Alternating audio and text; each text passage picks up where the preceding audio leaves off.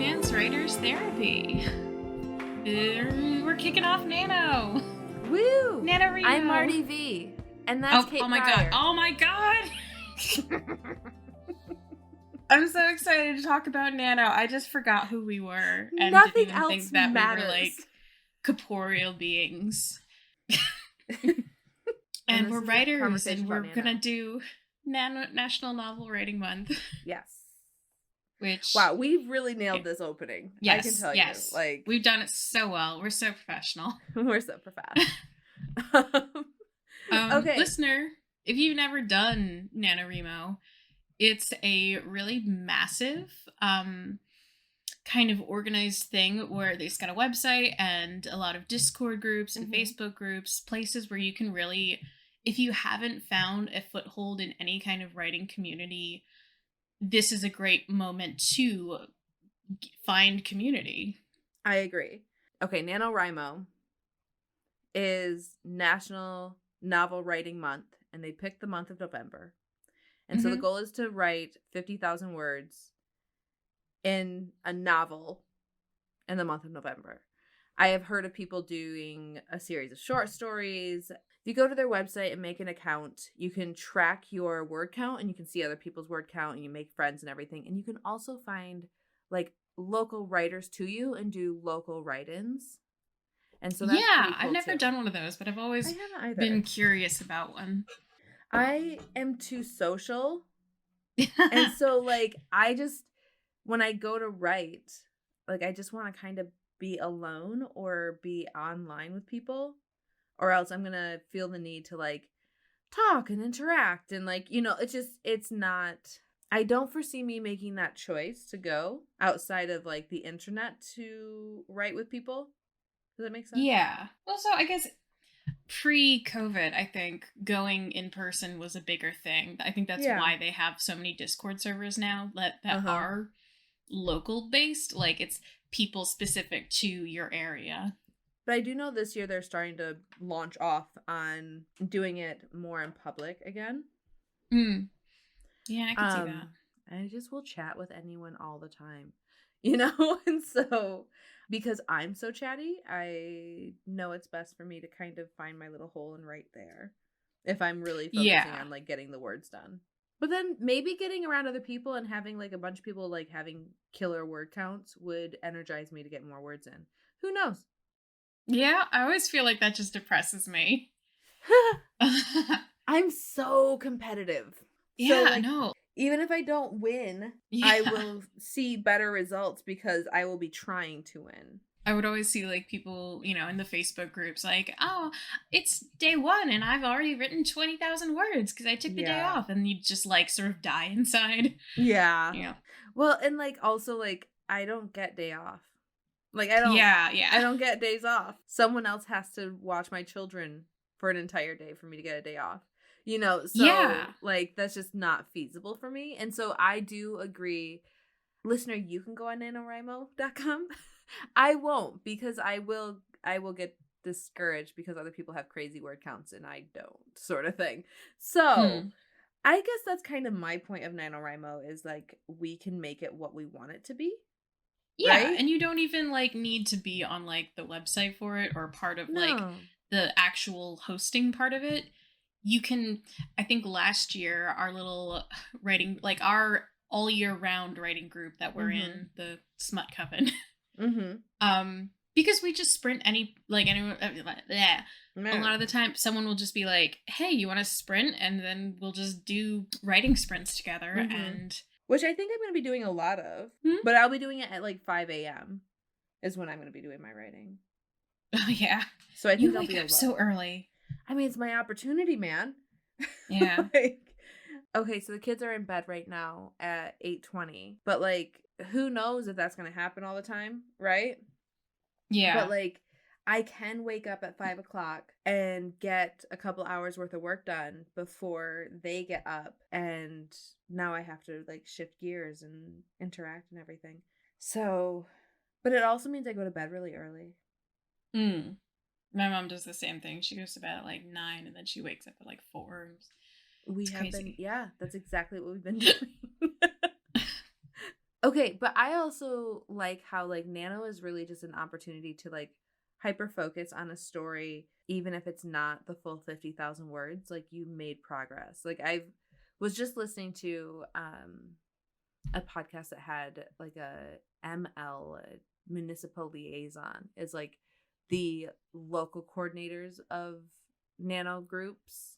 And she was saying how like one year she only got 2,000 words in, but she got 2,000 words in. And you know, like that year, like that November, that's what she was able to do. But like she did it. She did something. She sat down and did it. You know? And Yeah. so that's one of my favorite things about Nano is like it's kind of everybody just having a lot of energy and focus on writing. I think that that's very cool. And everyone's mood is like Preptober and like, you know, like everyone is like, let's go. Speaking of Preptober, you and I didn't really do that. We didn't do Preptober.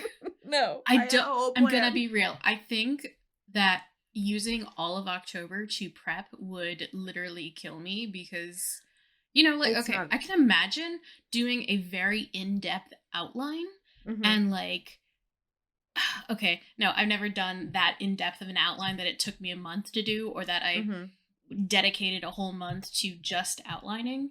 Yeah. And I think that like, see now I'm imagining it, I'm like, actually I could see like how that would be so good to just know your story inside and out and know exactly what you're gonna write and like how the story's gonna go, and then all you have to do is fill in the blanks kind of. But like it's inevitable for me to put all that work in and then get like 3 words in and realize it doesn't work for me at all, and I just wasted a month worth of work. Like that is the way outlining works for me, right? So yeah, I didn't prep at all. I had it in my head I was going to write the sequel to Truth or Dare, and then I started watching Love is Blind, and I have just been struck with inspiration. See, that's what Preptober would do. I would agonize over the story from every detail for a month, and then I would get to like October 31st and be like, ooh, I just had a thought. Ooh, I want to work on that instead. Exactly. And because this has happened to me pretty much every year through the last 3 or 4 years that I've tried to do Nano, and then it just completely trips me at the starting line. And then I'm like, you know what, forget it. What's really funny is like typically I'm like I need to like be planning on editing in November just so I don't get sucked into Nano, because again, I'm highly competitive. I know that I can get very like laser focused on deadlines and word counts, and that doesn't tend to be the best way for my brain to function to like get words written, because I get more focused on word count and I don't get the ideation that I need, right? Yeah.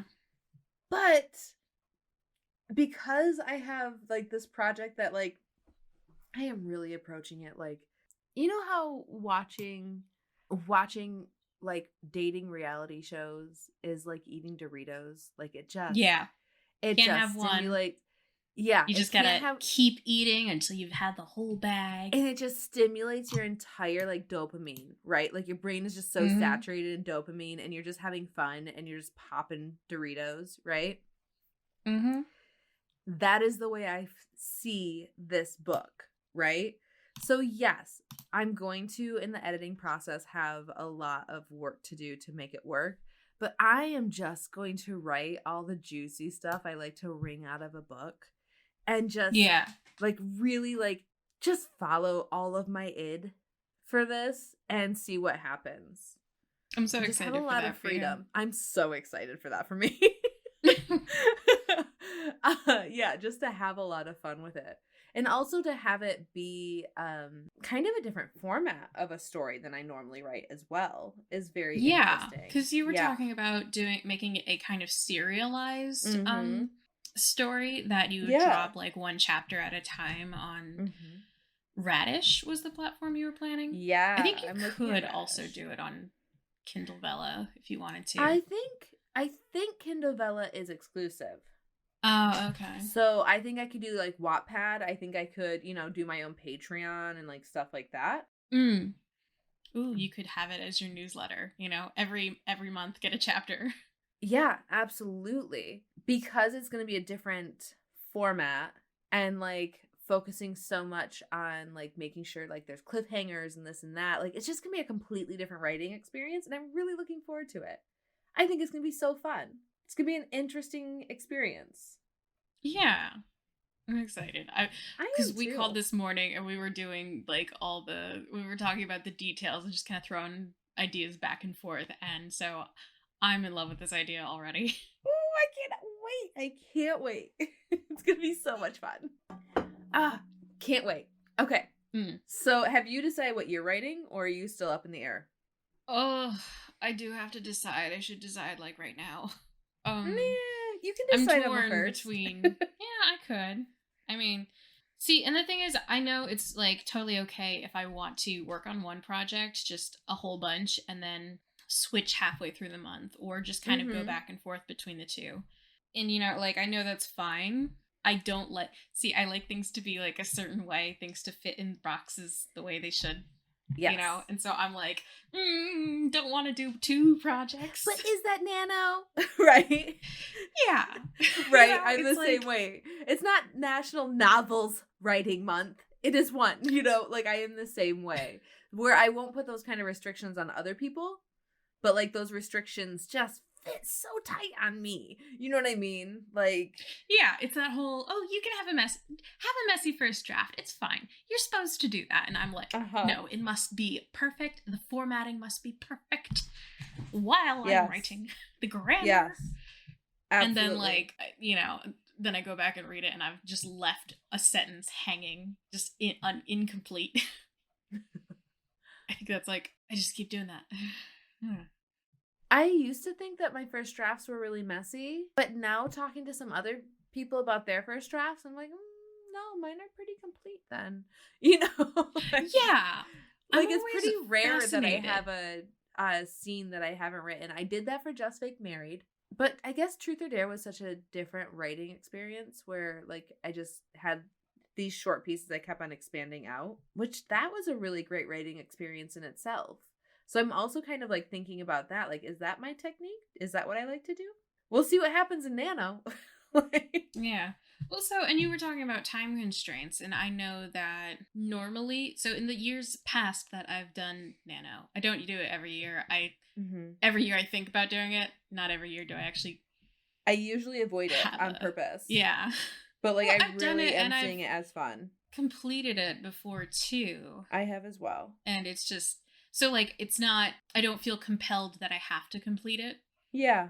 Yeah, I've already proven to myself that I can do it when I really commit to it. Mm-hmm. But at the same time, like, what I want to do what's best for where I'm at, which is I want to continue to create content that I can make into books, get all that raw material out, and, do it at a rate that doesn't leave me burned out and just kind of unable, like something that's going to make everything take longer. That makes sense. And it's so funny that like, okay, like you're giving your brain some time to rest and like, again, room for the ideation and like stuff like that. Yeah. And it's like that thing where it's like, when I tell myself I'm going to write 1,000 words every day, that really, or even just the NaNo numbers, like 1,266 or something. It's 1,666.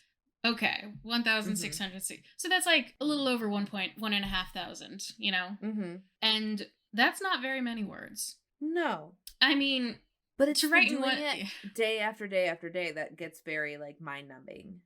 Yeah, but like when you lower your word target of what you have to do kind of mentally, like if I only tell myself I have to write 400 words, then 400 is very easy to get through. And you find kind of like it's just enough to like hit a stride of, actually, I want to finish this scene because I have some ideas for dialogue that are just really going to snap. And, then you find that, you have written 2,000 words by accident. And then the next day, maybe it's like, okay, I'm just going to get 400 words out and that's it. And so it becomes uneven, but it's also more, it's a more natural pacing, I think. Yeah. When you set your expectations lower and you just use it as a way to kind of get yourself started and then hit a kind of low threshold if that's all you can do. I don't know. I'm a big believer that tasks in general become infinitely easier. Like, okay, so when you tell yourself, I'm going to write 2,000 words every day, and you know, if one day you don't get it done, so then you say, I have to catch up, so I have to write 4,000 words the next day, and then it becomes every day in your mind, it becomes this insurmountable thing, and that makes you feel like you're failing, and that makes you feel like you should just quit while you're ahead. And or even that the pressure to get a single word done becomes really hard because you're behind. But breaking things into bite-sized chunks, mm-hmm. I think your brain will tell you that that's cheating, you know? Mm-hmm. But it really isn't. That is the way to me at least, that is the way to get things done. Mine is anticipating breaks, right? Like, I know that on Saturdays and Sundays, my life can be challenging to sit down and write. Okay. I know I'm not going to want to write, you know, the day after Thanksgiving or on Thanksgiving, right? Right. And so there's the prep, and then there's all that turkey that you've eaten. Yeah. Yeah. And like the day before Thanksgiving, I probably will. Mm-hmm. But like, you know, just I don't want to be thinking on Thanksgiving that like I have all these words to write tomorrow, right? I just want to be like present with my family. If I decide to write on the day after Thanksgiving, I'm fine with that. But also, if we decide to like just veg out as a family, I don't want to be thinking about the words I'm not getting done. Based on taking those days off, it would mean that to do the 50,000 words, that's 2,500 words a day. That is a lot. That's a ton for me, right? Yeah. That's a ton for me when I think about it that way. So really what I'm going to do is I'm going to have 2 hours in the morning, and I'm going to just really focus on getting words done. I'm going to really focus on like just having fun and following my excitement and see what happens. And instead of doing an actual word count goal, right? Like, yeah, of course I want to get the 50,000 words in. Again, hyper competitive. But like, I'm also trying to reframe my competitive nature to like, can I beat myself at being like mentally healthy? Right? Yeah. Like, okay. Gotta be competitive with the mental health too. Exactly. But like, I mean, sometimes sometimes you gotta like know how you function, right? And I know that I'll get real rigid, and I'll get so focused, and like now it's extra hard to get the words done, and now I'm trying to sneak away from doing things, and like instead of like interacting and listening to Andrew, I'm thinking like I need him to like wrap this conversation up so I can go get my writing done, and I don't want that. That's not the way I want to live my life. So instead, I'm just going to really focus on, instead of word count, I'm really going to focus on like just making sure that I'm using my time in a helpful way. Also, come November 11th, I will have another book released, right? So the first couple days of November, I'm still going to be doing a lot of pushing of Just Fake Married. That's going to get my focus as well. So just going to roll with it and just have fun. And that's really my goal with this NaNo, to write this fun story and have fun with it.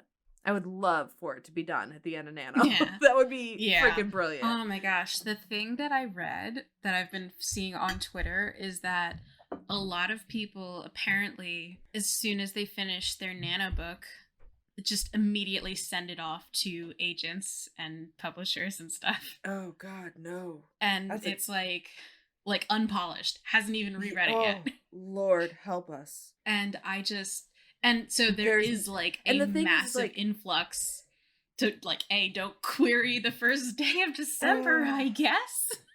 Yeah, and like, you know what, I don't want to speak for everybody. Maybe your end of NaNo copy is brilliant. But maybe, like, yeah. Mine, when I accomplished NaNo, like that was not brilliant. Actually, I wanna strike the thing you said, just because I disagree actually. Because when you make exceptions to things, people say, "Oh, well then I'm the exception." No, your manuscript, if you wrote it in a month, is not going to be ready. You need to sit down. You need to let it rest. It's like bread. It needs to proof. I mean, I just always, like, I understand what you're saying, that, like, no, you're likely not the exception. I just always am like, you know what, maybe there is an exception. Like, no. No, Kate, no, not allowed. Don't believe illegal. I will come over to your house if you're the exception, and I will seal you up in your basement wall. I don't know. Yeah. Also, again, like you said, there's an influx. So, like, you guys, even just playing the numbers, don't do it. Don't do it. Like, also, like, if your nano copy is, let's say it is the exception. Let's say it is, like, something you should show people. At this point, the agents are seeing a lot of slush, and they're going to assume the same of yours. Yeah, they are not going to be in a receptive place, I think. No. I would imagine not. That I will say I don't think there's an exception to. Like, there's an influx of everybody's workload, and it's not higher quality than normal. You know, like, it's quite frankly lower quality than normal. And, like, that's not to say that your nano book won't be awesome. I don't want to be discouraging at all. Your nano book will be awesome after edits, after resting on it, after, see, the thing sending it to critique partners and stuff like that. You can write a beautiful manuscript, I think, and then have, like, really great ideas in it. And then, like, just an idea that really would make everything click into place all that much more happens 3 months after you wrote it. And you're like, oh, I'd love to go back and add that. And that is so true. While I do think that you do need to put a time limit on how many more, how long... How many more 3 months you give yourself? Well, so the thing that I'm always doing with, like a drawing, especially ones that I do for my own enjoyment. And so they're just absolutely everything I want them to be. And then what I always end up doing is I'll just sit there with it even when it's pretty much done. And I will just keep adding little things to it and just keep messing around with it. And because I don't want it to be over, and I just want to keep making it more and more perfect. And not that my art is perfect, it's not, but you know what I mean. I love it. But no, I get what you're saying. You are a fan. But, like, so obviously there's a middle ground. It's not good to be on either extreme where you just keep refining something until... Well, I think that it's completely fair to get done with your nano project and be like, I need someone to read this. Find a critique partner. And that's a beta reader. Yes, find a critique partner. Find another nano reader. completer and switch with them. Read their work, have them read your work, give notes. But, like, I think that's fair, because there are times I get done writing, like, a scene and I'm like, I need to show someone this. Like, congratulations, me. Pat me right on the back. I need someone else to see how smart I am. Like, I think that's fair. Absolutely. I feel like maybe not the point of our little writing group, but, like, that is a highlight. It's a big part, dude. We have our little Tuesday and Saturday get-togethers where we just are like, hey, we all have a chapter. Oh my gosh, I miss those days where we all had a chapter. I know. I miss those days. I think a lot of people have been like, yeah, no. Yeah.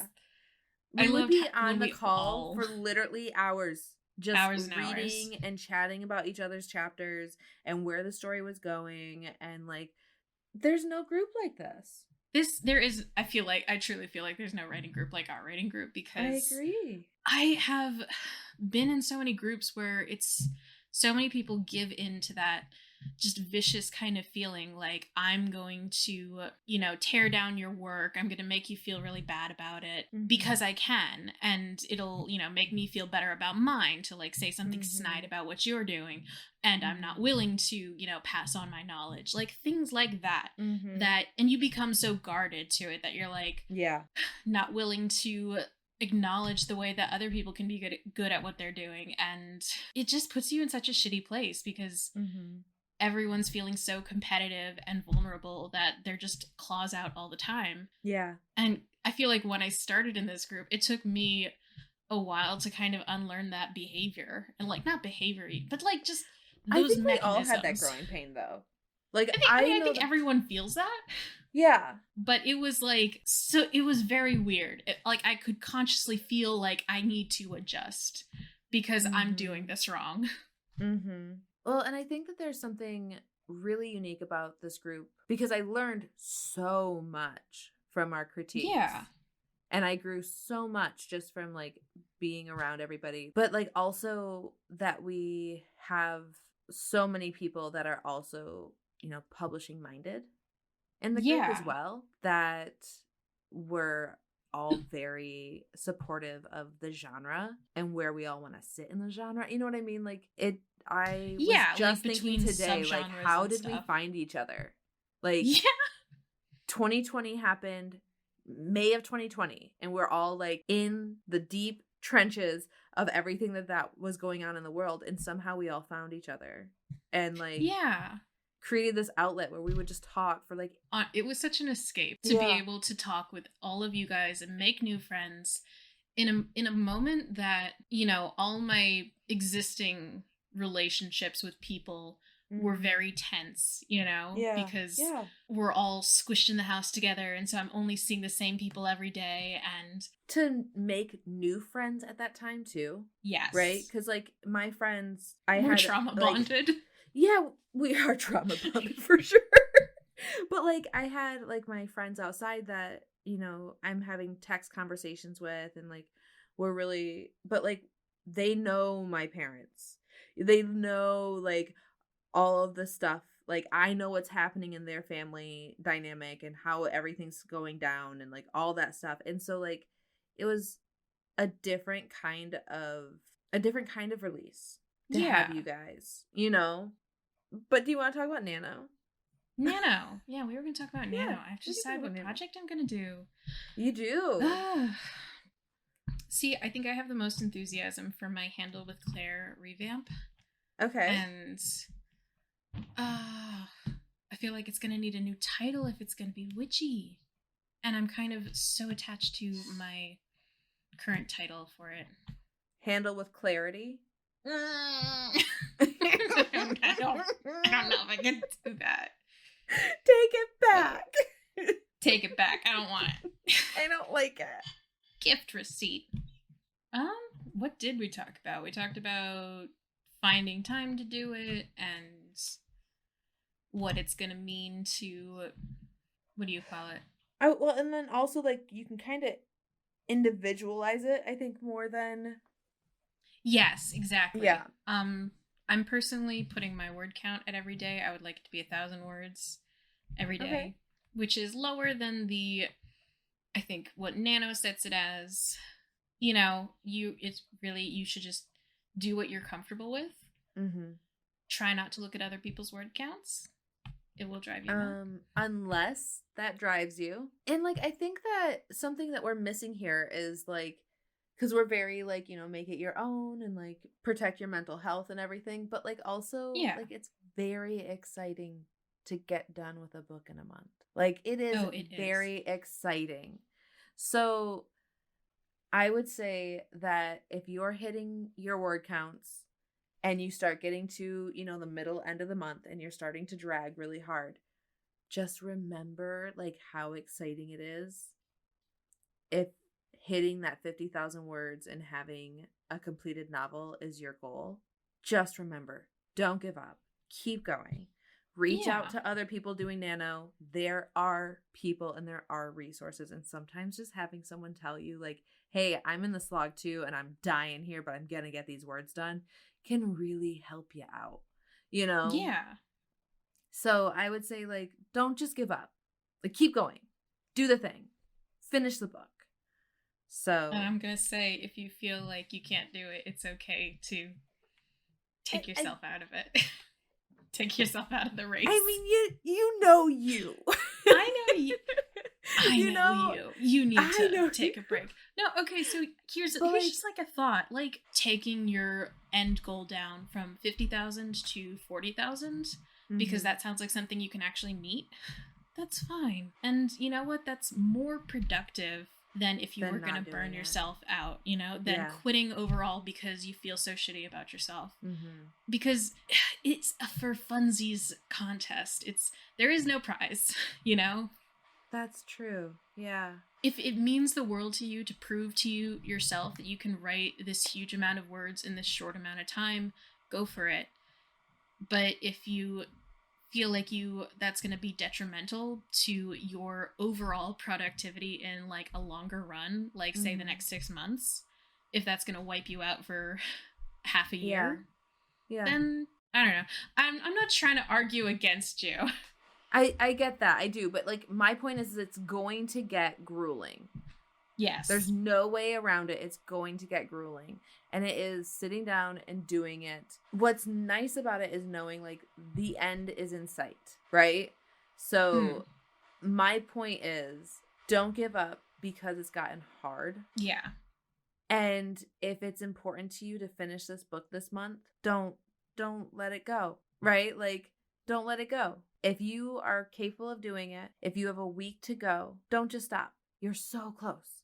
You know, like once you get past that 15-day mark, you are over halfway there. And you've got 25,000 words written. That's so cool, right? Like, I'm going to say, because we're going to be releasing episodes during Nano, maybe we will cheerlead. We will cheerlead. For people. And I think Kate is absolutely right. If you know yourself and that's where you're at on it, take it.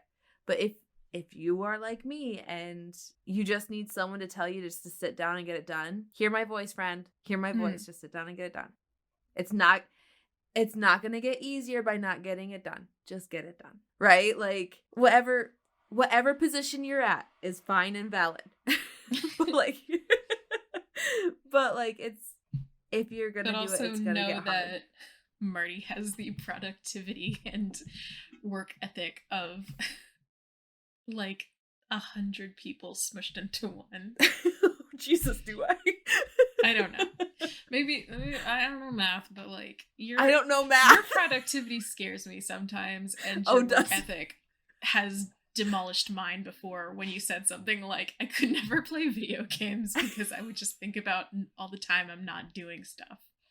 Well, or the fact that I'm not actually getting things done. Yeah, it's like I'm participating in this, but like I'm not accomplishing my dreams by participating in this, right? And so like that's quite the motivator for me. For you, for me it is. And like the thing is like, do I love playing Sims and want to do that for a whole day? Yeah, I absolutely do, and I will, just not right now. Right? Like right now it wouldn't bring me the stress relief that I want it to do. Yeah, because when I'm done playing Sims, my house is still a mess. You know what I mean? Like when I'm done playing Sims, I still have all these other things I need to see too. And so it helps me to keep moving and to keep doing things, because if I don't, the falling behind is a lot harder. Right? Yeah. I also think like you can get into a mode where you're always working. There is no relaxing. Yeah. Oh, you absolutely can. Yeah. And there's times that like I really have to focus on like, okay, where is my decompression? But like I decompress every day. Every single day I find a time to decompress. Okay. Absolutely. Because again, I'm competing with myself for mental health too. Kate, the race between NaNoWriMo and your mental health. Exactly. So who's gonna win? Who's gonna win? Do you want to give a piece of writing advice? What was I doing this whole podcast? What was I saying? God damn it, Kate! You started this. Okay, a piece of writing advice. I'm really all about that the thing you said you were gonna do for your NaNoWriMo this year, that you were just gonna write from the juiciest bits. Yeah, I think that's gonna be my writing advice too right now, is like, hey, no, it's mine. I took it. No, we're both gonna do it. It's so good. You're copying me. This is plagiarism. Plagiarism. You can't copy me while I copy you. Okay, I'm gonna say break from your routine if you're normally a plotter or if you're normally a pantser. Try outlining in a different way than you normally do. Yeah. And just try it on for size. You know, it doesn't have to be serious. It doesn't have to be, but like if you find yourself stuck, try plotting from it, like doing what you do in a different way.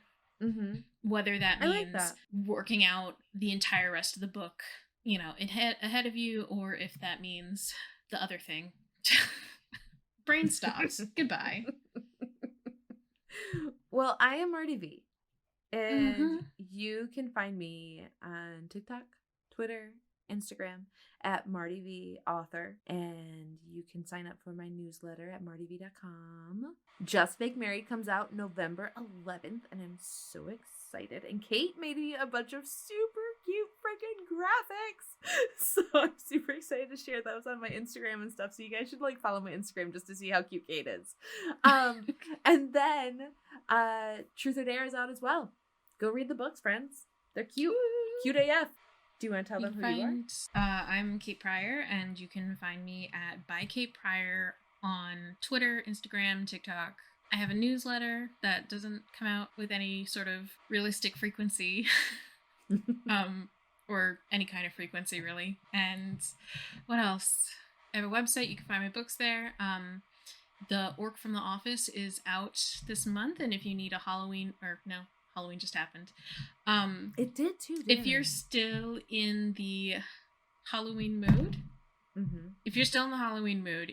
I do recommend it as a monster read. I've been hearing people say they really enjoyed it. Also, it's just kind of like heartwarming and cute and like funny. It's sweet and so like it is an all year read. Like people like to dive into monster romance this time of year, but it's an all year read. It's cute. Oh yeah, no. You can't tell what time of year it is in the book. Mm-hmm. You can't tell what time of year it is in a book. They're in a windowless office the entire time. No, there is a window. They do get. There is a window at some point. Yes, there is. Oh, I love that part so much. Which, okay. Yeah. But listener, we love you. Goodbye. Bye. Go forth into Nano and enjoy your life. Go forth. Right. You